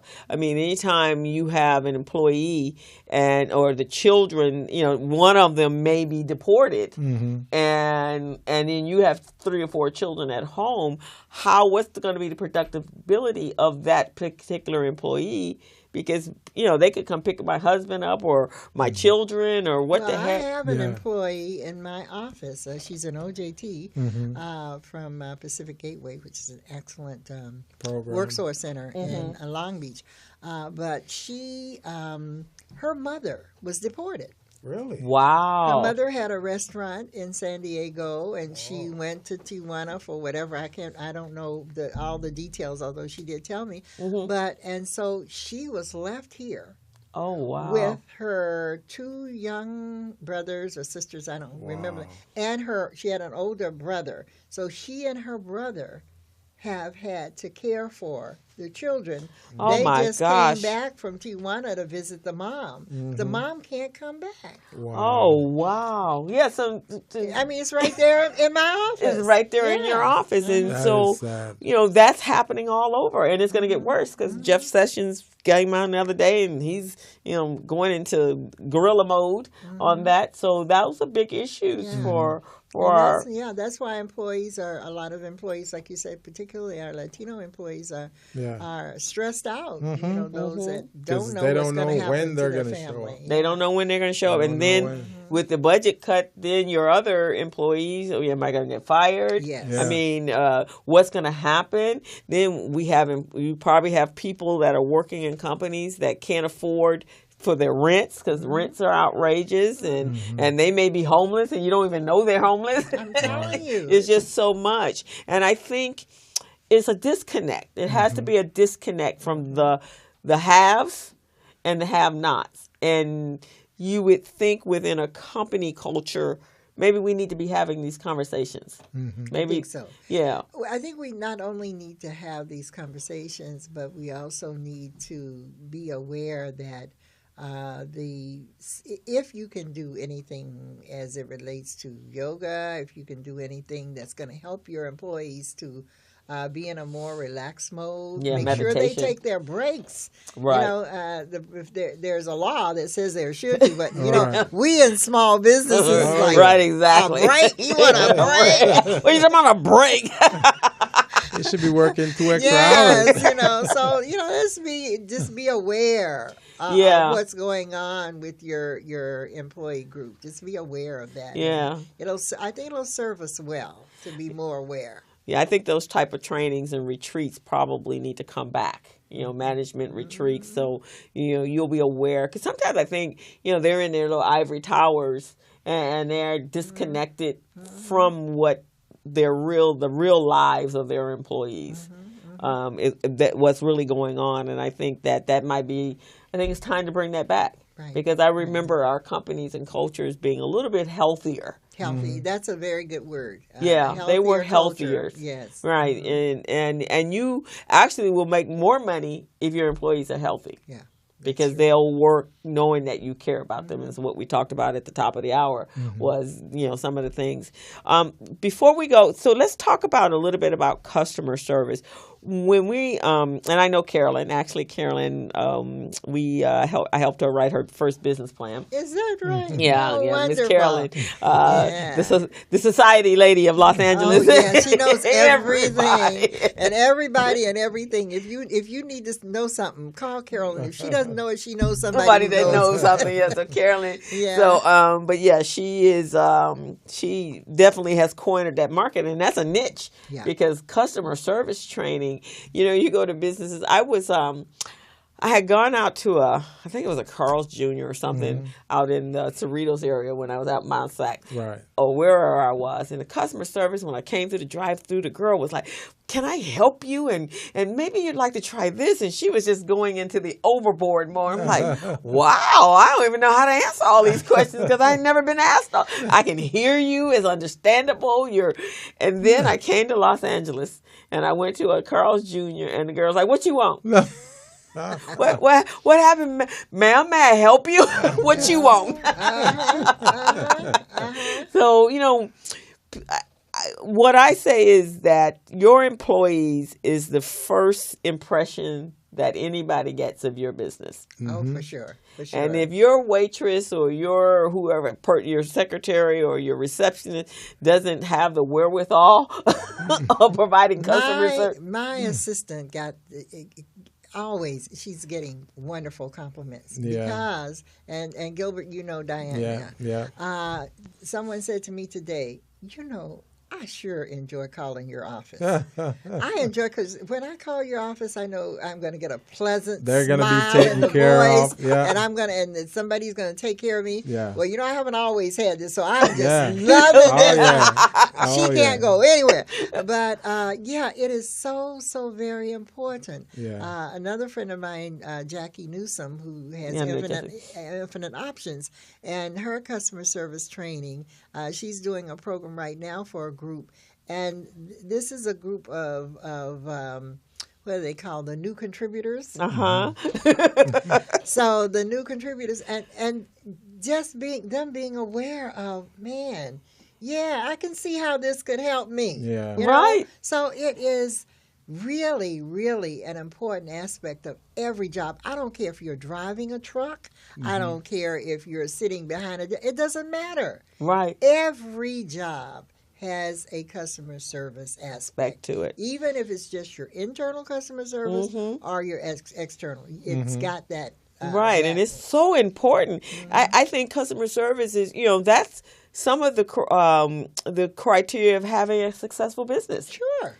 Well, just like financial is critical to the operations of the business, customer service is critical to the operation of the business too. So that's just a phenomenal thing. And especially if you have a service business or a restaurant or retail business where these are the first people that people meet, and for me, customer service is like paramount. If I get an excellent you could be really like 20% higher than the other company. But if I come in there and you make me feel like I am like the customer of the year, I'll keep coming back to you. Yeah. I agree. If I go to a restaurant and, you usually give the customer 10, 20, 15% tip, someone give me great customer service, I'll go above and beyond. I give them 20, 25%. Because that's, that is good. That is valuable to me. Right. And then I'll come away and I'll tell everybody, my God, my experience at this restaurant, you guys just have to go there. They just made you feel like you're the only people in the restaurant. Absolutely. Absolutely. Yeah, so that's important. Yes. So, I think our small business owners really need to understand how important that is. Yeah. Especially when they're hiring. And since we're talking about Small Business Month and how we want to make sure we support small business as well, which is a part of why Barbara is here too, we want our small businesses to understand that customer service is so vital. There's so many of our small businesses that I go to that the customer service is so awful, it's atrocious.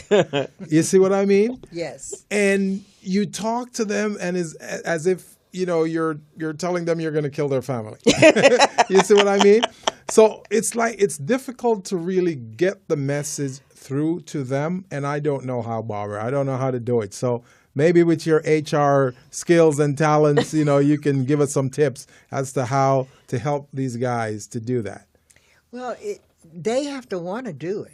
They have to want to do it. That's true. Also, they have to know, business owners often don't know how they are being represented. Right, exactly. That's why if I have an issue, I go to the owner, particularly small businesses. I will find out who's in charge and who owns the business because that person who's on the front line or whatever, it's a job to them. Right. That's why you have to be in control of what message is getting out there about your company.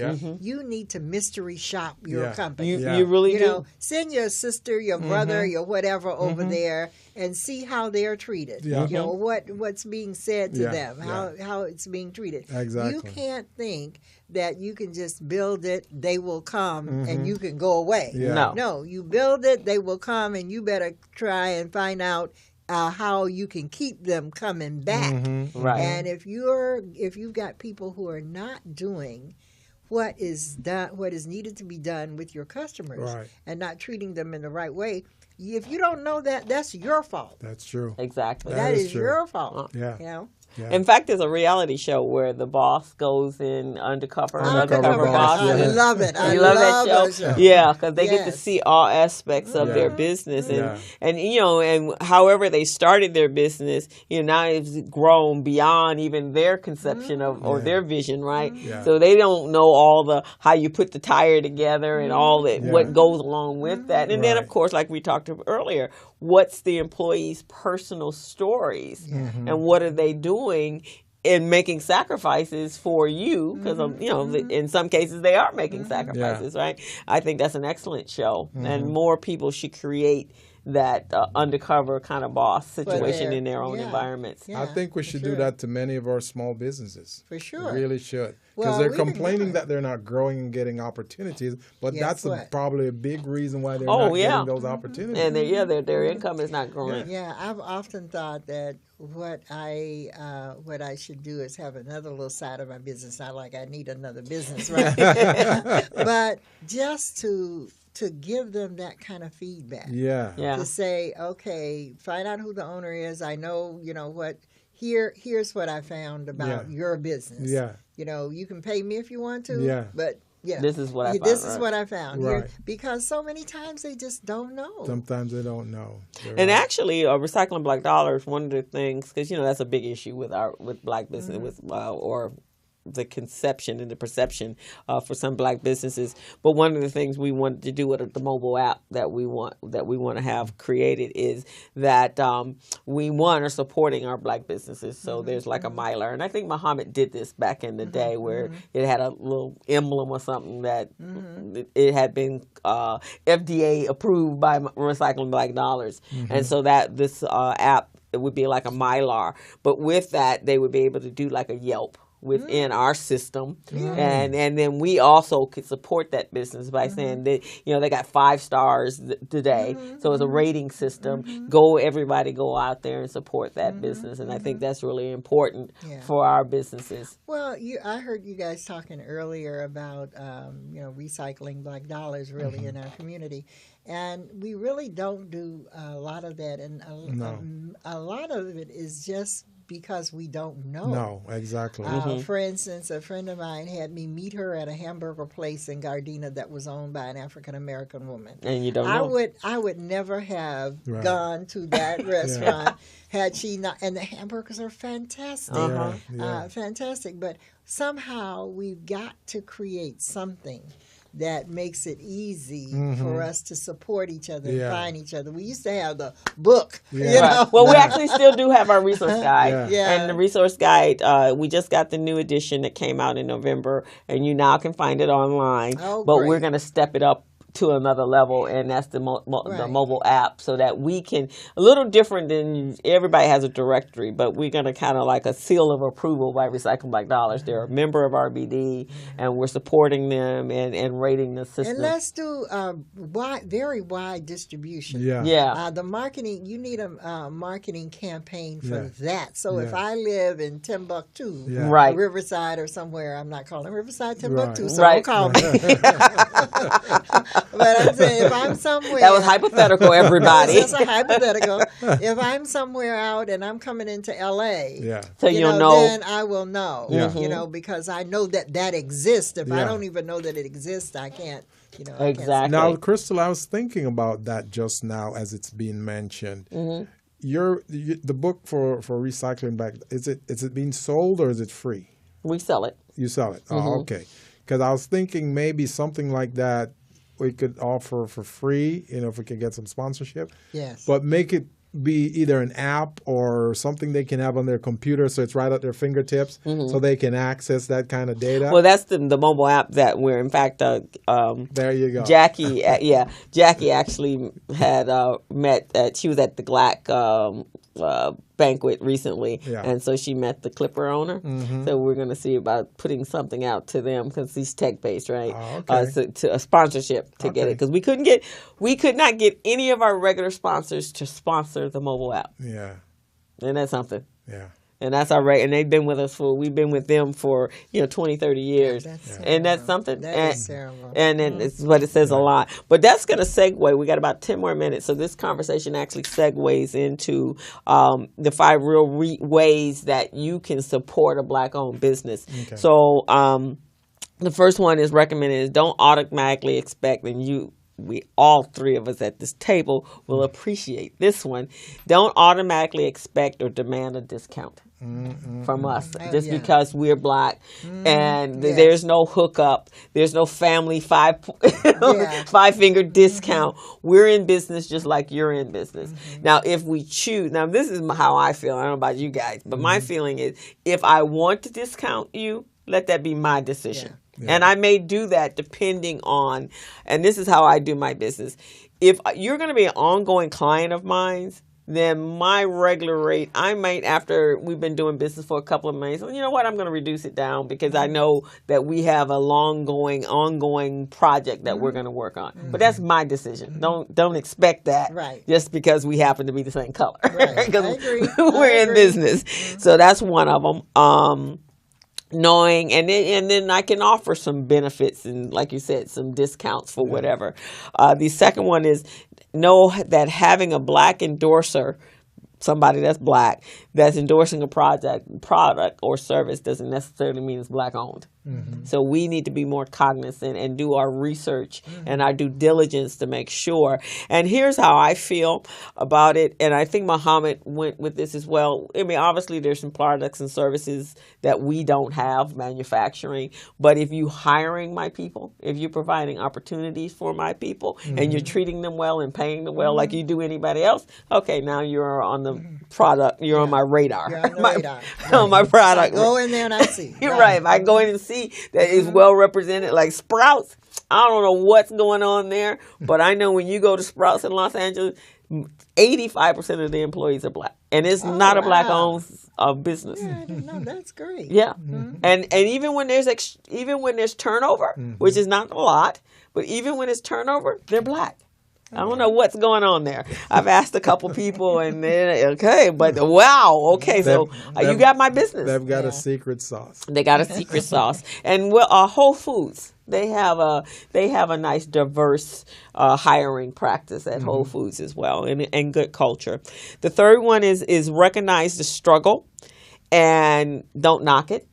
So we know that we have an issue. We know black businesses don't get all the opportunities. We know they don't get capital to take their businesses to that next level. But let's see how we can help them. If that means we're recommending them for every, but let's not, just because, the outside might not look the best, give them the benefit of the doubt. I agree. Go in the door. Go in the door. You may be surprised. You may be surprised. Fourth one is accept that a product or service being black owned doesn't imply that it's of lower quality. Because I know you, and I know you, and I know me, and I know Felicia. We provide an excellent service for what we do, and we're probably not paid industry standards, but we're with what we have. We make sure that when you leave, you are a satisfied customer. And I think that's pretty much the majority of our businesses. I think you may get one or two, and they may have some other stressors that's preventing that. But I think overall, we don't go into business and say, okay, we're going to have the worst business on the whole block. Right. Why? What would be the purpose of that, right? Really? Yes. And then the final one is recommend or promote a black business when you're given the opportunity. So I try to do that when I go out. Obviously, I kind of have to walk the walk. So I walk in, and that's immediately. If someone comes up to me, and I was at Ralph's the other day, and the guy said, here's my card, and I think he did carpet cleaning. And I said, well, I don't have a need for carpet cleaning, but wait a minute. There's a member of RBD. First, I explained who I am. I introduced myself, and he owns Superior Carpet over there. Why don't you go over and have a conversation? There's some synergy. He might be able to refer you to some of his customers before, and then you can then refer them when it's time to repair the carpet or get new carpet. He goes, that's an excellent idea. And that's all we have to do is just kind of think out the box, right? Absolutely. And that's how we can start supporting our own business. Those of you on Facebook Live and those of you in our audience, we have to take care of ourselves. It's important that we support our communities. And the reason we need to support our communities is because when we bring that $1.2 trillion back into our community, it gives us power. It gives us abilities to elect the officials that will take care of us and not be bought out. Got that. And opportunities will come to us that will help all of our businesses grow. And so those are some of the ways, guys, that you can actually support a black business. And if it's not brick and mortar, the online directory for black-owned businesses is humongous. All you have to do is Google it. What we got to also remember is that this group is still one of the most powerful, influential consumer demographics. Oh, well, you can see that. And we need to continue to reclaim that dollar by supporting those businesses. Mm-hmm. That's the only way it will happen. Yes. We start off the show by talking about how we need to work together, we need to galvanize and support ourselves. This is one of those ways in which we can do that. Right. So we don't have to go to other sources for loans, lines of credit, support, contracts, and all of those things. We just got to partner. We just got to support each other. Right. And so with that said, we need you for the Business Zone to subscribe to our YouTube channel. Yes. We need you to share our YouTube videos with your friends and family so we can increase our viewership. Mm-hmm. And we need you to start calling in to have conversations so we know that you are hearing what and receiving the information. And I don't know about you, Gilbert, but I'm a networker, so I'm everywhere, right? I know. And I'm walking in place. Oh, I heard your show the other day. Really? You haven't called me. You ain't texted me. Like my mother, you haven't called me. So I don't know that you're there. I don't know that you're there. So at least go to the YouTube channel and make sure that you put in comments. Yeah. Comments work. Yeah, comments. And subscribe. It's free. Subscribe. It's free. And the People One Source. Yes. Go to People One Source. Please come and get our information. Go online and you'll see all the wonderful things that we do. I want you to also go online for our Heinz Hospitality. Get my number, 562-590-0512. So, I got lots of stuff for you. What's the website address for them, Barbara? For the People One Source? PeopleOneSource.com. Okay, PeopleOneSource.com. That's where you need to go.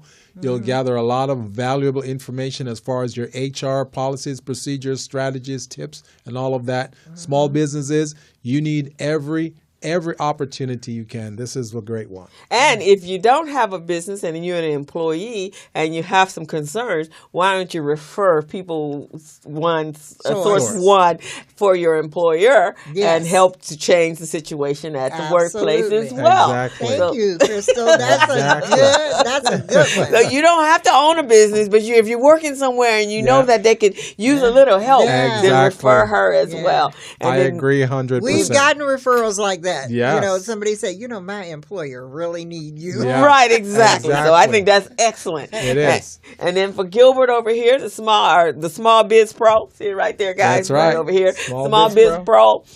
Excellent a tool to help you store your documents. So you can start right here by supporting some black businesses. That's true. Recycling Black Dollars. You can go to our website, rbdmedia.org, and our resource guide is there. If you want a copy, you can reach out to me and you can purchase a copy.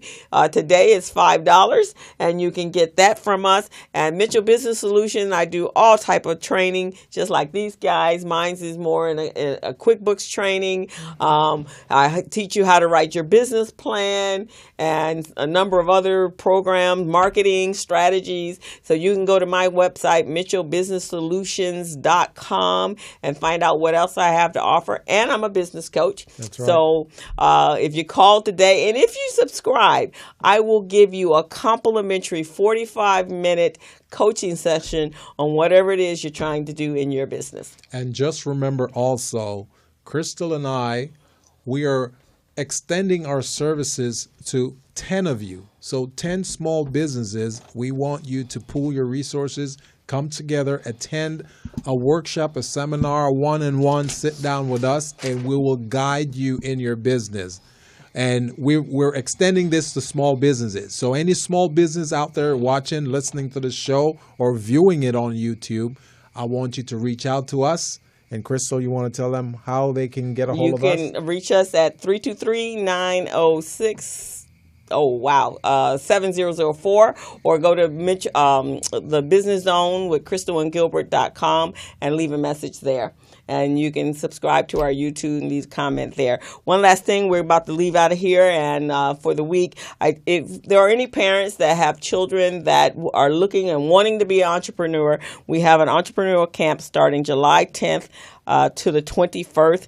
1st. It will be an all-day camp. The kids do not have to have any experience. It is free of charge, but there is an application process for students ages 14 to 18, and it's going to be held in Los Angeles. So if you're interested in that, give us a call.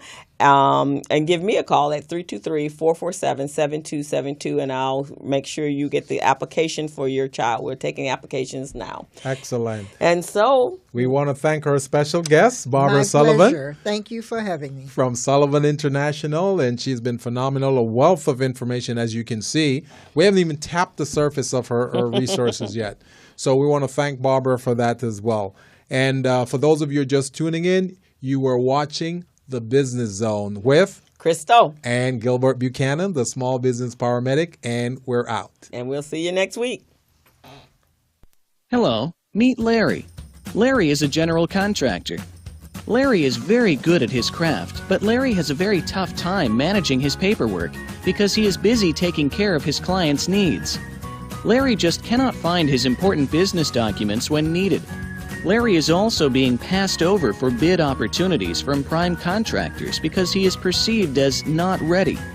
He doesn't know where his business license, certifications, insurance, and other key corporate documents are located most of the time. Lucy owns an auto body and collision repair shop and has been using a business management and procurement assistance program called Small Biz Pro to keep her business organized, business ready, contract ready, and bank loan ready. Small Biz Pro is a 3-in-1 cloud-based business management, procurement, and market research assistance system designed to help businesses become business ready, contract ready, and bank loan ready. It also provides back-office operation solutions for small businesses. Lucy is able to stay ahead of her competitors because she uses Small Biz Pro to manage her business daily. Lucy just clicks on Small Biz Pro from her tablet, mobile phone, laptop, or any internet-accessible device for data retrieval, and she's got it. Lucy introduces Larry to Small Biz Pro, and now Larry is more organized and can now find all of his documents and new bid opportunities in seconds. Larry now saves $120 in labor costs for each missing or misplaced document. Just simply go to your web browser and log into smallbizpro.net and register today for a limited 30-day free trial offer. Services start as low as $1 per day. Let's put the competition out of business. Small Biz Pro. If you stay ready, you don't need to get ready. Register now at smallbizpro.net and begin saving money. Email info@smallbizpro.net or call 626-533-1186.